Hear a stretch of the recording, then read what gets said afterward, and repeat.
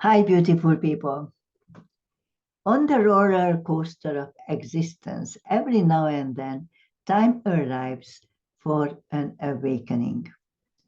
This up is always followed by a down, and the down would give a push to the up. One cannot stay up always. In the rhythm of life, ups and downs alternate, just like the notes of a good piece of music. Think about it. If you had your life put into notes, what would it be? A folklore, a symphony, pop, jazz, or reggae? Naturally, it would not be an accomplished piece for the fact that you are still alive and working on it.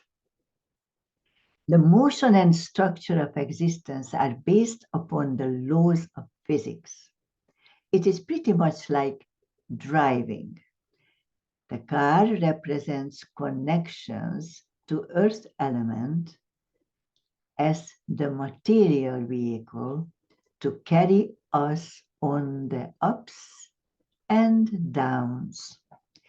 Directly or indirectly, the first car represents the inheritance code of the person. Even more so if the vehicle is a passed down from a senior family member, just like father, mother, grandparents, or anybody else really from the immediate family. A car consciously or subconsciously is chosen according to the belief system of the prospective owner. It would be safe to say that it faithfully reflects their behavior pattern and the speed with they are ready to tackle life's bumpy roads. Inherited vehicles bear the fingerprints of the long-term master, initially their state of mind and the time of purchase. There are many factors to consider when buying a vehicle, each one of which is a mirror to the buyer's thought form. Colors are energies, as every energy has colors. They are picked according to fashion, the color of one's eyes or skin. It might be a status symbol of a certain class, country, or profession. It is picked to escape, blend in, or alternatively be noticed and stand out. Sometimes the color compensates for the brand as an apology to the public. Have you realized that the I love my sticker is rewarded to smaller cars or brands considered lesser by the mass consciousness?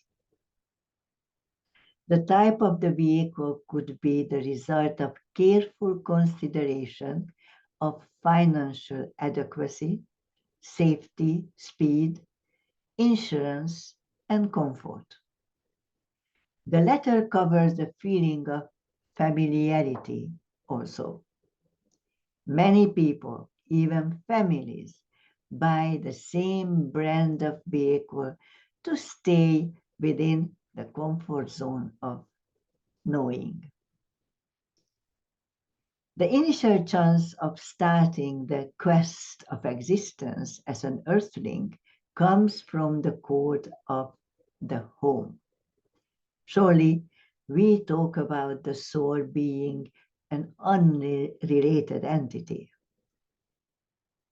However, the home would make or break the possible outcome of the first individual steps in life. When I look at my practice as a transformational life coach, I could confidently say that the only cause for mishaps, fights, and misunderstandings is the code. I have been having conversation with many people who believe that the code is permanent and it carries the lives and beliefs of 7 generations in the genetic family. I do not share this view, although it proves difficult, but the code can be cracked and altered. Some aspects of it are easier and others need lengthy, dedicated, and conscious work. My first-hand experience is the development of my students. Since I very much dislike wasting my time and efforts, I usually make sure that the basic structure of my philosophical views is aired at the very first meeting opportunity, and then I anxiously wait for the next workshop to gauge the effect of my thoughts. If 50% of the wish to be learners show up, I consider the course successful.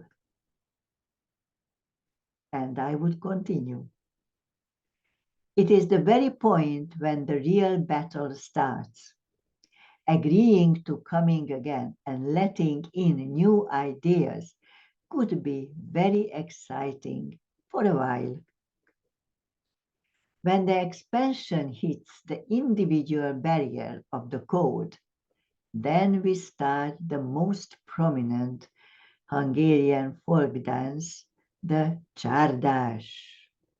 2 steps to the right, 2 steps to the left, then turn in a circle and start all over again with hands on the hips to give emphasis to the seriousness of the movements.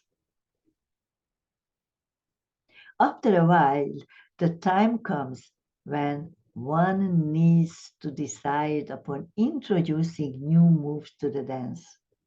Sure, it is easy to do, but then it becomes a different dance and cannot be called Csárdas any longer.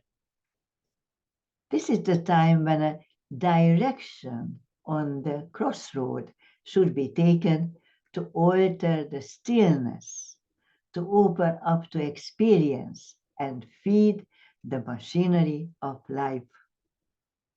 Thinking and trying to foresee the outcome of each direction is a waste of time.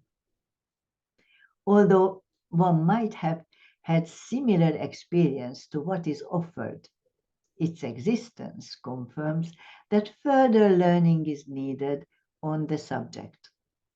Therefore, the choice bears far lesser importance than what was it granted at the very beginning. Pondering on the future is an admission of the fear of the unknown. Since we cannot possibly see the exact future, fear becomes an illusion. There are those who are excited by venturing into new direction and happily give up the rigid structure of the Csárdas for a samba with its freedom. However, most of the population works on force, expanding the fundamental layout of long-lasting traditions, religions, and belief systems. People with different sexual preferences march up daily to demand their right to be a Christian or right to Christianity, not realizing that the freedom they want is far beyond the boundaries of the religion that, if altered, would become a different belief system altogether. By the time they succeed, there will be nothing to go back to. For comfort and belonging, The name remains, but it is a totally different game that washed away the set of beliefs the religion is based upon, and without realizing, the door is shut, leaving the protesters on a limbo. There are others who would put a sticker, "My other car is a Mercedes," on their Mini to provide self-confidence and secure their imaginary place within the group of the Mercedes owners. We're still talking about the Chardash and the code. Fear from changes makes people loud. There is always one or two amongst my students on the very edge of their code boundaries and not yet ready to embrace the ultimate freedom of thoughts. So, what they do,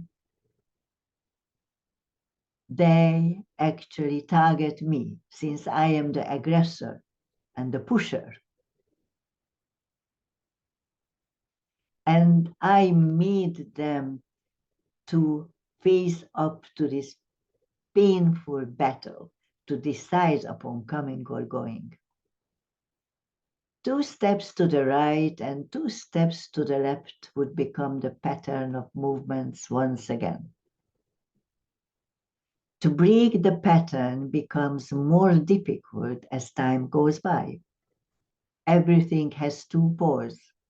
Experience could serve as a wisdom one can rely upon when investing into the future or awakening structure. And it could be a weakening addition to life when bad memories strike.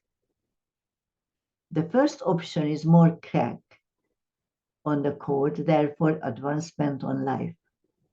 The second would bring in doubts, and the most powerful enemy of human relations, blame, is born. Either it is self-reflected or pointed towards somebody else, could very well poison the lives of those involved. The urge to be right and justify the hurt, the so-called victim spreads the word and shops around for sympathy. All weak and doubtful, with low self-esteem and self-respect, would join in to support the individual cause and happily turn against the bully without fully understanding the situation. This situation often happens in families and close groups where a person does not want to be alienated from the group as a punishment of disliking the actions of another member. However, instead of helping to find a solution, the sympathizers would push the event into yet another Chardash.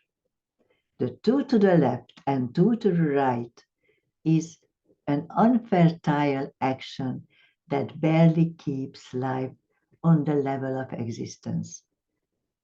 Although I preach communication and unconditional love, my experience shows that these approaches only work with certain evolutionary level and spiritual understanding. For the sake of evolution, learning, and living, the time has arrived for a push big enough to land the participants out of their comfort zone over the boundaries of the code.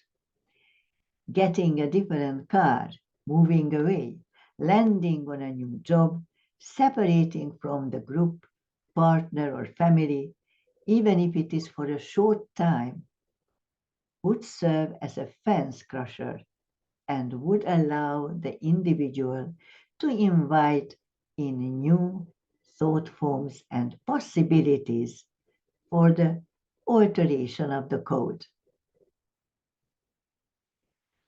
The foundation of the code comes from the long-term traditions within the families of the two biological parents. I am certain about the important numbers make up the basic structure of the universe. Since 7 is one of them, we might as well say that the code is 7 generations deep. 3 is not deep enough. 5 cannot be associated with the code. And 9 is far too many. Therefore, 7 sounds right. Although 7 generations make the effect infinite, if you think about it, there are certain milestones in the life of every family, usually provided by a member referred to as the black sheep of the genetically connected group. According to the evolutionary state of the particular person, the reference carries both affection and gratitude, or some kind of scolding that easily turns into hatred if one is not careful. Now that the consumerism is on the top of us and the value of existence is weighed by material, we tend to look at our heritage from this particular point of view. Grandparents leaving wisdom to their siblings are not defied far as much as those conquered lands, killed people, and forced their own views and belief systems on others. Adjectives like nice, blended with naive, comes to the mind when they are remembered, spiced with a bitter, sad smile in the corner of the mouth, showing to the world that yes, we do understand, and life would be much easier for us with a sizable inheritance. The worst memories come from ancestors who managed to pile up substantial material wealth at one point of their lives, but carelessly lost it before it could have been enjoyed by the younger generation of the family. Let us get back to the important rules about the code. First of all, everything is energy and live in interrelation. Secondly, the two poles are in everything. Thirdly, positive and negative are polarities and cannot be substituted for good or bad. Fourth, truth doesn't exist, for everybody's truth is different. First of all, let us establish something. In this material world and consumerist society, earthlings incline more and more towards unconscious living. That is the state I call vegetating. It happens because of the New World Order focusing on the so-called civilized population of the globe rather than on the globe. So what we see, people we know, are floating and vegetating while the rest of the world is getting ready for revenge, meaning living. It is not very easy to differentiate between living and vegetating. The quality of life has nothing to do with the money you earn. Let us go through certain points to understand the temporary status of the code. What is a code? The code is all the dogmas, rules, moral standards, ways of thinking and understanding life and related events. Everything we usually refer to as the stagnant foundation of the self, and sometimes even call it the identity. Where do codes come from? They come from family, education, society. Let's look at the family. You choose your family as a soul. You cannot blame your family. You need to look at life as a learning journey. Parents are human beings, not different species. Parents, they cannot blame society. They are the society. They cannot blame political situations. They chose those political situations. And they cannot blame their parents. Surroundings. Everybody performs 100% of their capabilities at every given moment. So cannot be blamed. There are certain obstacles preventing earthlings from doing or saying things. They are self-made or coming from the universe. Well, let us talk about the floating behavior a bit. Earthlings are becoming more introvert due to the social media and the New World Order. The first is the invention of the letter. In this way, they are kept out of important decision-making processes and allow the self-appointed leaders to play their games the way they want. Values. You need to have real values, like life, living, joy. And now we arrived at the importance of breaking the code. Codes should be broken because they put obstacles between you and living. What is living? Living is learning through experiences. The most important of these codes are the ones connected to your closest family, and they are the most dangerous also. Why is that? Because we have strong emotional connection to our immediate family. We usually say love them to death. And that is what happens exactly. Today we live a relatively emotionless life. However, we are earthlings and we have emotions. Not just have, but we have to have. Without emotions, we do not live, only vegetate. Harmony is overrated. The only place we dare being emotional is around those we know the longest. I wouldn't say the best, but the longest. So behind our codes, there are people we have some kind of emotional attachment with. All codes show in the aura, and it is connected to the person from whom they originate. Well, I did my best to trigger your mind and make you think. Use the channel. You can always talk to me whenever you wish. Bye for now. All the wonders.